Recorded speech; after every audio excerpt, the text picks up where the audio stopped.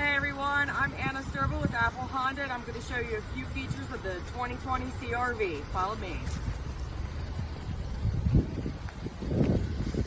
So we're going to discuss the seats here. That's power seating for the driver's seat. You can move it forward, you can move it back, you can move it up and down, real easy.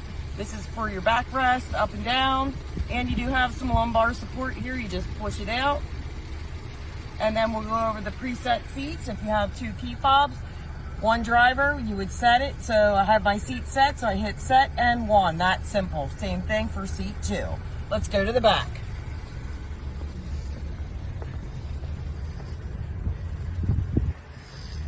As you can see, there's a lot of cargo space back here. I'm going to show you how easy it is to fold these seats down. You can fold one just by pulling this lever. Then you just come over here, pull the other lever. And now you've got them both down. You can pull this up to make it flat so that all your boxes and everything else can fit right back there nice and easy. All right, thanks for watching everyone. My phone number is 717-449-0427. Come visit us at Apple Honda, York, Pennsylvania, 1313 Kenneth Road.